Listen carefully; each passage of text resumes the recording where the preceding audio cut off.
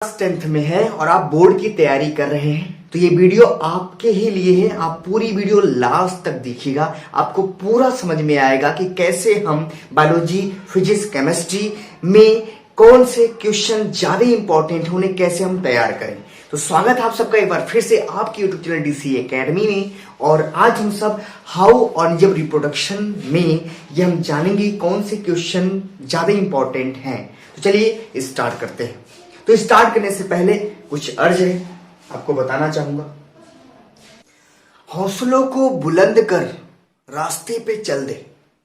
अरे हौसलों को बुलंद कर रास्ते पे चल दे, तुझे तेरा मुकाम मिल जाएगा। अरे तू अकेला एक बार बढ़ने की पहल तो कर। अरे एक बार तू अकेला बढ़ने की पहल तो कर। एक बार तेरे कदम बढ़ते ही काफिला अपने आप खुद बन जाएगा। तो चलिए स्टार्ट करते हैं। हम लोग आज ह्यूमन रिप्रोडक्शन, उसको हम कह सकते हैं हाउ ऑर्गेनिज्म रिप्रोड्यूस का इंपॉर्टेंट क्वेश्चन हम जानने वाले हैं। तो मैं आपको 3 क्वेश्चन ऐसे बताऊंगा जो एनसीईआरटी में दिए गए हैं, उसका क्या मतलब होता है उसको मैं समझाऊंगा। 3 क्वेश्चन, उसके बाद सारे क्वेश्चन का मैंने प्रीवियस ईयर में जितने आए हुए उसके बारे में बताऊंगा कि क्वेश्चन इंपॉर्टेंट है, आपको जरूर करना होता है। चलिए हम स्टार्ट करते हैं। देखिए स्क्रीन पे देखिएगा, पहला क्वेश्चन लिखा गया है। तो पहले क्वेश्चन की अगर हम बात करेंगे तो देखिए हाउ ऑर्गेनिज्म रिप्रोड्यूस की हम बात करेंगे, क्लास 10th का है, ये आपके बोर्ड में आने वाला है। चलिए स्टार्ट करते हैं। तो अगर मैं बात करूंगा तो ये जो क्वेश्चन आने वाला है उसका है डीएनए कॉपिंग का है, तो आपको उसको पहले समझना होगा। देखिए स्क्रीन पे देखिए लिखा गया है डीएनए के बारे में। ये डीएनए का स्ट्रक्चर बनाया हुआ है, तो डीएनए का स्ट्रक्चर ऐसे ही होता है, आपको देखना होगा। आप देख सकते हैं पूरा डीएनए का स्ट्रक्चर बनाया गया, लेकिन इसमें कुछ लिखा नहीं है। तो इसका देखिए हेलिकल स्ट्रक्चर होता है। तो आपको जानना होगा कि जो आपका डीएनए होता है, जो आपका डीएनए होता है हेलिकल स्ट्रक्चर होता है, समझ में आया ना। मतलब डबल हेलिक्स होता है, उसमें 2 स्ट्रैंड होते हैं। अगर आपसे पूछे डीएनए का क्या फुल फॉर्म होता है, डीएनए क्या होता है, तो उसी को हम आपको पहले बताते हैं कि डीएनए होता क्या है असल में। ठीक, डीएनए क्या होता है उसको हम अगर बता देंगे तो आपको समझ में आ जाएगा कि हाँ भाई पूछ क्या रहा है। तो स्क्रीन पे आपको दिखा ये डीएनए है। अगर हम उसके आगे की बात करते हैं, उसके आगे बात करेंगे तो यहाँ देखिए ये डीएनए का स्ट्रक्चर है। तो ये देखिए डीएनए बना कैसे, डीएनए आप देख रहे हैं ऐसे से बना है। तो ये पूरा डीएनए का स्ट्रक्चर है और ऐसे से आके ये पूरा बनता है। इसका मतलब आपको पता होता है जो न्यूक्लियस हमने देखा उसमें देखिए कुछ नाम लिखा है, डीएनए के पार्ट का नाम दिया है, उसको हमको मतलब नहीं है। राइट, आपको मैं बताऊं कि ये जो क्रोमोजोम है ये बनता है क्रोमेटिन से। जब उसका कंडेंसेशन होता है तो क्रोमोजोम बनता है और क्रोमोजोम में ही डीएनए होता है और डीएनए में क्या होता है, आपका जीन होता है। ठीक, सिंपली आप कह सकते हैं कि न्यूक्लियस जो आपने सेल पढ़ा होगा उसको मैं आगे बताता हूं। अगर मैं आगे लेके चलूंगा तो चलता हूं इसको। चलिए आगे चलते हैं हम लोग। अगर मैं देखूंगा ये देखिए सेल बनाया है, राइट, और सेल के बाद देखिए आपका न्यूक्लियस है, राइट, वहां सेल है, यहाँ न्यूक्लियस है। तो आपको पता होता है चाहे प्लांट हो चाहे एनिमल हो, सबके पास अपना खुद का सेल होता है। तो सेल में आपको मिलेगा न्यूक्लियस और न्यूक्लियस को बोलते हैं हम मास्टर ऑफ द सेल। और न्यूक्लियस को अगर हम जूम करेंगे तो इसमें आपको क्रोमोजोम मिल जाएगा। क्रोमोजोम के बाद आपको पूरा स्ट्रक्चर मिलेगा डीएनए आरएनए का।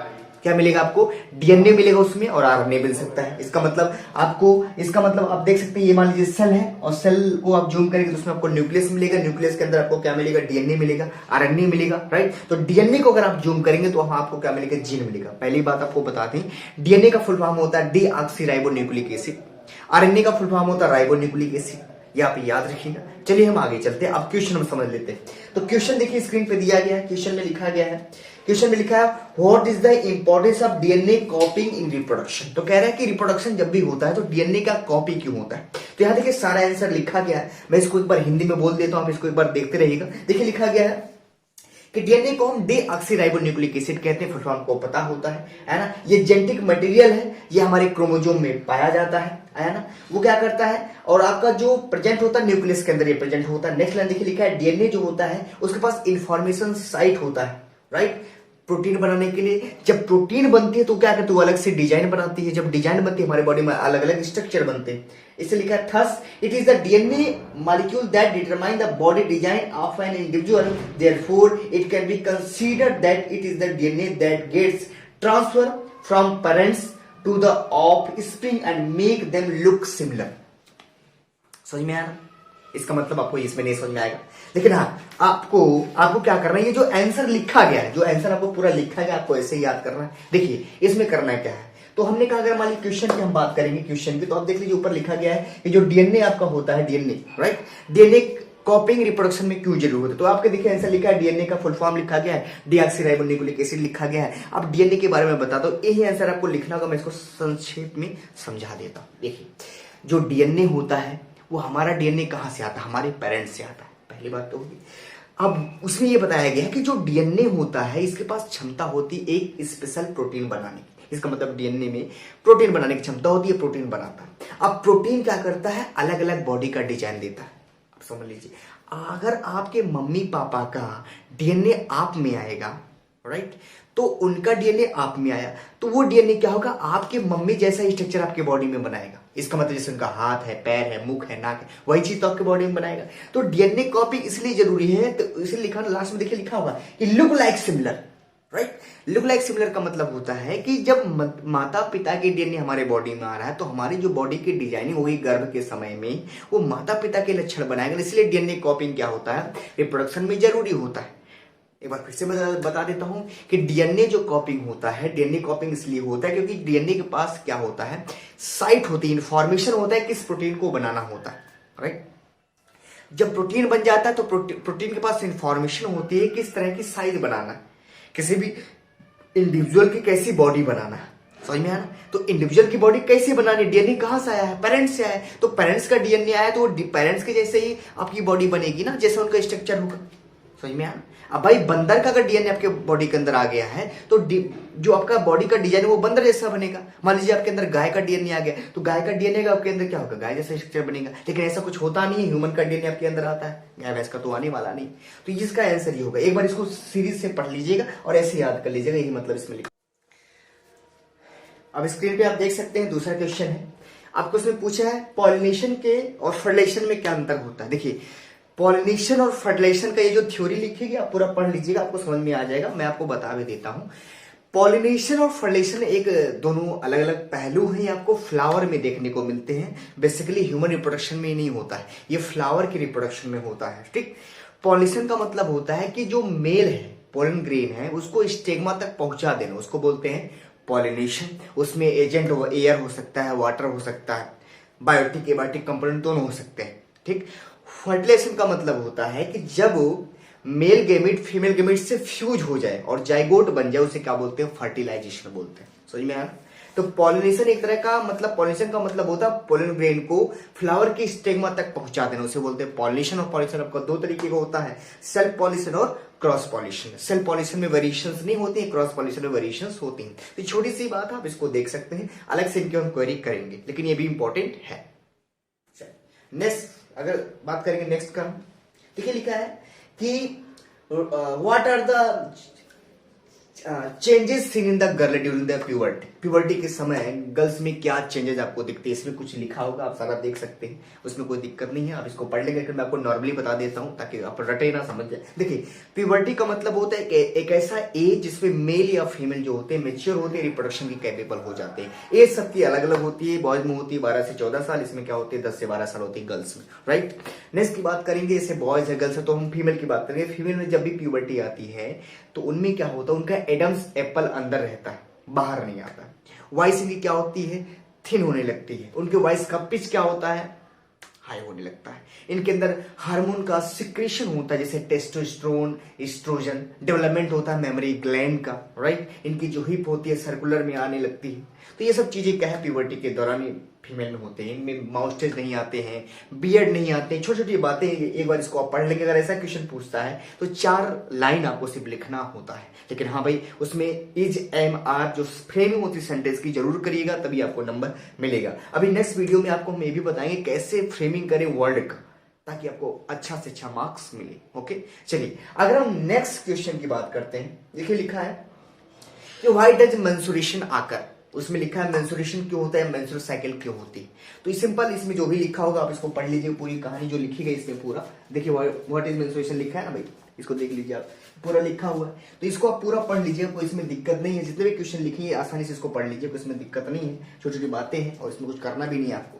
तो मेन जो मुद्दा है इसका है कि मेंस्ट्रुअल साइकिल क्या। देखिए मेंस्ट्रुअल साइकिल का मतलब ये होता है कि जब ओवम को स्पर्म नहीं है, मतलब ओवम से स्पर्म ना मिले, इसका मतलब ओवम ओवरी से रिलीज हुआ और एम्पुला आपके साइड पे बैठा है और वेट कर रहा है कि साजन कब तुम घर आओगे, और साजन भाई आए नहीं, तो कहा उसके बाद गाना गा रही है बेवफा सनम बेवफा सनम, राइट।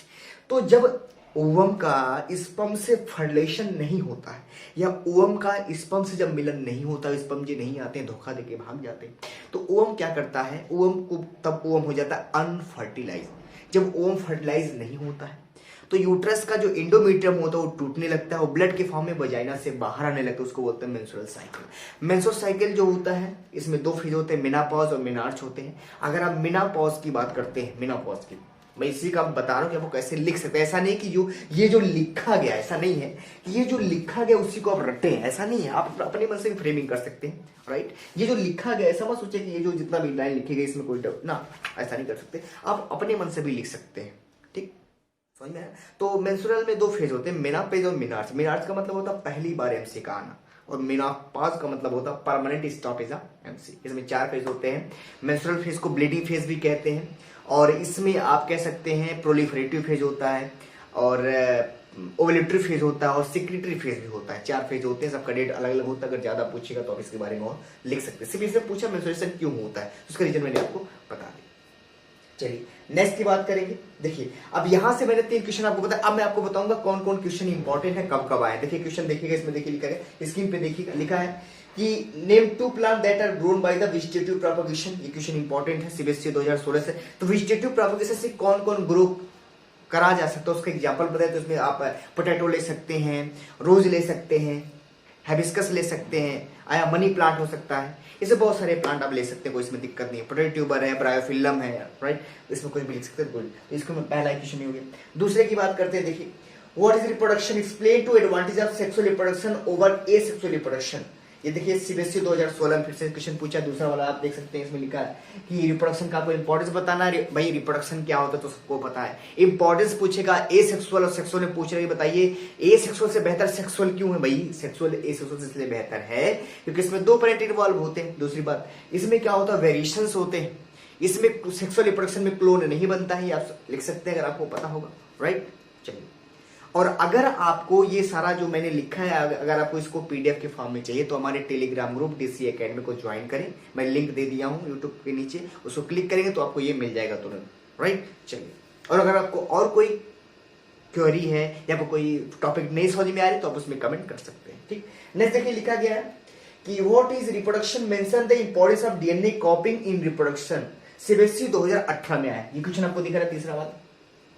फिर से देखिए लिखा डीएनए कॉपिंग रिप्रोडक्शन। क्वेश्चन घुमा फिरा के दिया, भैया रिप्रोडक्शन तो तुमको पता ही होगा, रिप्रोडक्शन क्या है, बायोलॉजिकल प्रोसेस है। और जब क्या करेगा, अपने बच्चों को पैदा करता है, वो उसके सिमिलर हो सकते हैं या नहीं हो सकते। इतना भी अगर रटाना पड़े आपको तो समझ लीजिए कि पढ़ाई वढ़ाई बैठ से भाई, इतना नहीं आया तो मैं क्वेश्चन बताने वाला, थ्योरी नहीं। सिर्फ इसी बोर्ड में देखिए आया वही डीएनए कॉपी वाला फिर आ गया, बहुत इंपॉर्टेंट है, सारे टिक्स समझ लीजिएगा। फिर देखिए चौथा वाला, list any 2 difference between pollination and fertiliser. Fertiliser नहीं, सॉरी, फर्टिलाइजर। देखिए लिखा है सीबीएसई 2008, दिखा आपको ये कुछ देखिए नहीं आपको 2008 वाला। हाँ भाई ऐसे करो समझिए, 2008 में देखिए लिखा है। इसका मतलब क्या हुआ, 2008 में वही क्वेश्चन फिर से रिपीट किया है, इंपॉर्टेंट है, एनसीईआरटी का, ओके 2008। हाँ चलिए नेक्स्ट क्वेश्चन आते हैं हम लोग। ये क्वेश्चन इंपॉर्टेंट हम बता रहे हैं, अगर आपको नहीं आएगा तो आप पूछ सकते हैं, क्वेरी अपनी ले सकते हैं, कोई दिक्कत नहीं। चलिए नेक्स्ट देखिए, name any 2 sexual transmitted disease cause due to the infection and viral infection, how it can this it prevented. ये 2008 में आया है। आपको सेक्सुअल ट्रांसमिटेड डिजीज के नाम बताना, बहुत सारी, जैसे एचआईवी हो गया, एड्स हो गया, दोनों सेम है, जेनाइटल हर्प्स हो गया, जेनाइटल वार्ट्स हो गया, क्लाइमिडियासिस हो गया, गोनारिया होगा, साइफिल्स हो गया, सारी क्या सेक्सुअल ट्रांसमिटेड डिजीज है, इनके बारे में आपको बताना होगा। 2 लिख लीजिएगा, बता दीजिएगा, ओके। चलिए अब 6वां देखिए लिखा है, explain the term implantation placentation. और उससे वाले में देखिए लिखा है कि what is the average duration of human pregnancy, right. तो ये 6वां वाला क्वेश्चन है, इसमें देखिए इम्प्लांटेशन लिखा है, प्लेसेंटेशन लिखा है, और उससे वाले में देखिए लिखा है प्रेगनेंसी का एवरेज कितना होता है, 9 मंथ होता है भाई, उससे ज्यादा थोड़ी होता है। इम्प्लांटेशन भी आपको बताना, इम्प्लांटेशन को पता, ये भी इंपॉर्टेंट क्वेश्चन है। मुझे थ्योरी अभी नहीं बतानी, लेकिन जो मुझे लगेगा ज्यादा टिपिकल तो मैं आपको उसको बताऊंगा, राइट। देखिए 7 वाले वॉइस डीएनए कॉपिंग, देखिए 2009 में फिर से क्वेश्चन रिपीट किया है, बहुत इंपॉर्टेंट डीएनए कॉपी वाला मैंने कहा था, ठीक है ना, फिर से रिपीट किया है, इंपॉर्टेंट है भाई, 5 स्टार रेटिंग का टॉपिक है, ठीक। 8वां देखिए, list any 4 method of contraceptive used by human, मतलब कंट्रासेप्टिव मेथड का जो यूज होता है, 4 नाम बताना है। उसमें आपको बहुत सारे नाम होते हैं, वाल्स होता है, डायफ्राम होता है सर, इसमें कंट्रासेप्टिव। इसमें क्वेश्चन एक बार मैं देख लेता हूँ। How does their use have direct effect on health and prosperity of a family. 2015 में क्वेश्चन पूछा है list and 4 method of contraception used by human. इसमें ये लिखा है कि ह्यूमन को अगर कंट्रासेप्शन करना है, अब भाई टर्म का नाम है कंट्रासेप्शन। कंट्रासेप्शन का मतलब होता है स्पर्म को ओवम से ना मिलने देना, that is known as contraception. और जो डिवाइस यूज करी जाती है उसको रोकने के लिए, स्पर्म और ओवम को मीटिंग करने के लिए, उसे कहते हैं कंट्रासेप्टिव मेथड कहते हैं। समझ में आना क्या बोलते हैं? कंट्रासेप्टिव मेथड कहते हैं। छोटी सी बात है, ठीक। कंट्रासेप्टिव मेथड में बहुत सारी चीजें आती हैं, जैसे आप ओरल पिल हो सकती हैं, और सर्जिकल मेथड हो सकते हैं, और नेचुरल कंट्रासेप्टिव हो सकता है, उसमें पीरियोडिक अब्सटेंस आएगा, राइट। और बहुत सारी चीजें हो सकती हैं, उसमें इंट्रायूट्राइन डिवाइस हो सकता है, आईयूडी हो सकता है, ये सारे नाम होता है, सहेली उसमें आ सकता है। तो ये सारे क्या है? कंट्रासेप्टिव मेथड है जिसको मनुष्य यूज करता है। हाँ, इनके है कि मतलब कि इसको अगर यूज करते हैं, सर्जिकल मेथड हो सकता है, बैरियर मेथड हो सकता है जिसमें कंडोम और फेमिडोम आते हैं। लेकिन ये है कि अगर मान लीजिए इन सबको आप यूज करते हो तो इफेक्ट होते हैं, जैसे मैंने अब दवा यूज करेंगे तो उसका ये चांसेस होता है कोई रिएक्टिव होता है, राइट। तो यही चीजें होती है, इसमें छोटी छोटी बातें हैं, इसको आप लिख सकते हैं, इसमें कोई बड़ी बात नहीं है। तो ये क्वेश्चन बहुत इंपॉर्टेंट है, अगर आपको नहीं आता तो गूगल में जाकर एक बार सर्च करिएगा, आपको सारे आंसर इसके मिल जाएंगे, राइट। हमने इसका सोल्यूशन नहीं बनाया है क्योंकि आप, मुझे लगता है कि आपको ये क्वेश्चन इंपॉर्टेंट बताना चाहिए था, इसलिए हमने आपको बताया है, ठीक। अगर आगे हम चलेंगे, देखिए 9 वाले में लिखा है define term pollution and fertilisation. देखिए फिर लिखा है, देखिए draw the diagram of pistil showing pollen tube growth into ovule and layer them. इसका मतलब क्या करना है? आपको स्टेगमा का पूरा डायग्राम बनाना है, कैसे पोलन ट्यूब बनता है पूरा बताना है। मैंने आपको ये सारी चीजें, छोटी छोटी बातें हैं, आपको आना चाहिए, राइट। तो ये 9 वाला क्वेश्चन समझ में आया आपको। देखिए पॉल्यूशन फर्टिलाइजेशन का फिर से बारे में जिक्र किया, इसलिए हमने कहा था पॉल्यूशन फर्टिलाइजेशन बहुत ज्यादा इंपॉर्टेंट है डिफरेंशिएट करने के। और करके देखिए 9 में लिखा, ये वाला क्वेश्चन देखिए लिखा है describe the brief role of testis seminal vesicle was difference ureter prostate gland in human male reproductive system। ये छोटी छोटी बातें हैं। अगर आपको मेल रिप्रोडक्टिव सिस्टम का सारा पार्ट याद है, जैसे यूरेटर हुआ, टेस्टिस हुआ, सेमिनल वेसिकल हुआ, ये सारे तो ग्लैंड है, इनके बारे में आपको बताना होगा। एक एक रोल, 2 रोल, 3 रोल आप इसमें लिख सकते हैं, तो आपको नंबर अच्छा गेन आप करेंगे। ये बताना दें 10 क्वेश्चन स्क्रीन पे देखिए लिखा गया ए वाले में draw the diagram longitudinal section of flower. Flower का इसमें आपको डायग्राम बनाना है, इंपॉर्टेंट है, ये बहुत ज्यादा इंपॉर्टेंट। बी वाले देखिए right the name of male and female reproductive part of flower. Flower के मेल और रिप्रोडक्टिव पार्ट का यहाँ देखिए लिखा गया, ये तो आप कर ही लेंगे भाई। देखिए मुझे, मेरा काम था क्वेश्चन का बताना कि इतने क्वेश्चन आ सकते हैं, लेकिन आप अगर पढ़े इतने दिनों से तो आपको पता होगा इसमें क्या लिखना है भाई। सॉल्यूशन बताऊंगा तो वीडियो लंबी हो जाएगी ना। नेक्स्ट इसमें देखिए और लिखा what is the fermentation in organism. Fermentation और फिशन में बहुत ज्यादा क्वेश्चन आता है, फर्मेंटेशन और फिशन में बहुत ज्यादा ही अंतर पूछता है, बहुत ज्यादा इंपॉर्टेंट है क्वेश्चन, ठीक। फिर देखिए what is the regeneration in organism, describe regeneration in planaria with the help of suitable diagram. CBSE 2011 में क्वेश्चन है, ये भी बहुत इंपॉर्टेंट माना जा सकता है प्लैनेरिया के बारे में। तो हमने कहा ना रीजनेशन में इसमें दिया है कि रीजनेशन में आपको पूरा प्लैनेरिया बना लीजिएगा, रीजनेशन का डेफिनेशन बता दीजिएगा, उसका पेरेंट्स बना के थोड़ा उसमें डिफाइन कर दीजिएगा, उसमें एग्जाम्पल लिख लीजिएगा। आपको बता दें रीजनेशन हमारे ह्यूमन के लीवर में भी पाया जाता है, और लिजार्ड में भी पाया जाता है, और हाइड्रा में भी पाया जाता है, और प्लैनेरिया में भी पाया जाता है। ओके, तो आज के लिए इतना ही क्वेश्चन आपके था इंपॉर्टेंट, और उसके बाद हम आपको और अलग अलग से क्वेश्चन आएंगे, और मेन टॉपिक भी आपको हम पढ़ाएंगे। इसमें कोई भी दिक्कत होने वाली नहीं है, आपका बोर्ड का पेपर अच्छा होगा। और आपको यहाँ की भी यहाँ तक का है कि मैं आपको फिजिक्स का और केमिस्ट्री का भी इंपॉर्टेंट क्वेश्चन आपको बताऊंगा, किस चैप्टर का कौन कौन क्वेश्चन ज्यादा इंपॉर्टेंट है। जब भी आप बोर्ड की तैयारी कर रहे हो और आपका बोर्ड नजदीक हो है भी, तो आप क्या करेंगे, इन क्वेश्चन को पहले प्रायोरिटी देके पढ़ के जाएंगे, ताकि आपका नंबर ज्यादा से ज्यादा आप अच्छे से गेन करें साइंस में। ओके, थैंक यू, मिलते हैं फिर एक नेक्स्ट लेक्चर में।